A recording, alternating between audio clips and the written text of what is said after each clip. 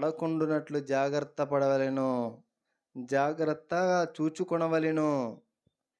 1 కొరింథీ 10:12. తాను నిలుచున్నానని తలంచుకునేవాడు ఏం చేయాలంట? పడకుండా జాగ్రత్త పడ తను ఏమని తలంచుకొనుచున్నాడు? చాలామంది ఏమని తలంచుకొనుచున్నారంటే, నేను నిలుచున్నానని ఎందులో? ఎక్కడ? దేవునిలో.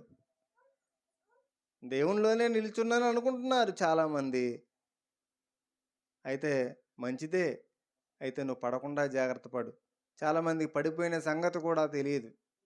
చాలామందికి లోకంలో కలిసిపోయిన సంగతి కూడా తెలీదు. నేను ఇంకా బాగానే ఉన్నాను కదా అనుకుంటారనమాట.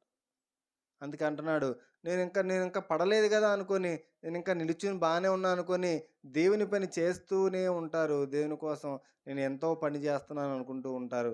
కానీ అది ఎంత మాత్రము కూడా దేవునిని మహిమపరచలేదు ఆ పని, ఆ పరిచర్య గూడా.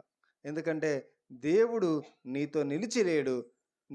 నువ్వు చేసే పనిలో ఆహ్, ఫలవంతమైనదిగా లేదు కాబట్టి. పౌలు ఇక్కడ మాట్లాడుతూ అంటున్నాడు, చాలామంది వచ్చారు. చాలామంది ఆ సముద్రంలో దాటిపోయారు. మోషేను బట్టి అలా అక్కడ బాప్తిస్మం పొందారు అక్కడ అని సాదృశ్యంగా చెప్తూ ఇక్కడ ఒక మాట మాట్లాడుతున్నాడు. 10వ అధ్యాయము 2వ వచనం. అందరును మోషేను బట్టి మేఘములోను, సముద్రములోను బాప్తిస్మము పొందిరి. అందరూ ఆత్మ సంబంధమైన ఒకే ఆహారం భుజించిరి. అందరూ ఆత్మ సంబంధమైన ఒకే పానము చేసిరి. అలానగా తమను వెంబడించిన ఆత్మ సంబంధమైన బండలోనిది త్రాగరి. ఆ బండ క్రీస్తే. అయితే వారిలో ఎక్కువ మంది దేవునికి ఇష్టలుగా ఉండలేకపోయిరి. ఎలా లేరు చెప్పండి? ఎలా లేరు చెప్పండి? దేవునికి ఇష్టలుగా ఉండలేకపోయిరి. దేవునికి ఇష్టలుగా లేకుండా, దేవునికి ఇష్టురాలుగా లేకుండా నువ్వు నిలుచున్నాను ఎలా అనుకుంటావు?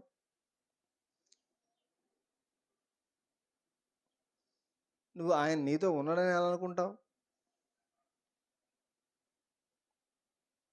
ఆయన నీకు సహాయం చేస్తాడని ఎలా అనుకుంటావు? ప్రియమైన దేవుని జనాంగం, మనం గుర్తుపెట్టుకోవాల్సిన విషయం ఏంటంటే, ఎక్కడ మనం ఇష్టలుగా లేమో అక్కడ సరి చేసుకోవడానికి ప్రయత్నం చేసుకోవాలి. సరి చేసుకోవడానికి ప్రయత్నం చేయకుండా ముందుకు వెళ్తున్నట్లయితే నువ్వు అనుకుంటావు నేను దేవునితోనే ఉన్నాను. కానీ ఆయన అంటాడు నేను నీలో లేనంటాడు. వారిలో ఎక్కువ మంది ఇష్టలుగా లేరు, ఉండలేకపోయిరి, అరణ్యంలో సంహరింపబడరి. వారు ఆశించిన ప్రకారం చెడ్డవాటిని ఆశించుకున్నట్లు వాళ్ళు ఎక్కువ మంది చెడ్డవాటిని ఆశించారంట. దేవునికి ఇష్టలుగా లేరంట. ఇంకా మనం 7వ వచనం కిందకు చూస్తే వారిలో కొందరు వాళ్ళ విగ్రహారాధకులై ఉండకుడి. ఇంకా కిందకొస్తే వారిలో వ్యభిచరించక యుందము అంటున్నాడు. ఇంకా కిందకొస్తే 9వ వచనంలో వారి వల్ల మనం ప్రభువుని శోధించక యుందుము అంటున్నాడు. 10వ వచనం చివరి భాగంలో మీరు సనుగకుండా ఉండండి అంటున్నాడు. ఇవన్నీ చెప్తూ ఇవన్నీ మనకి దృష్టాంతాలుగా ఉన్నాయి.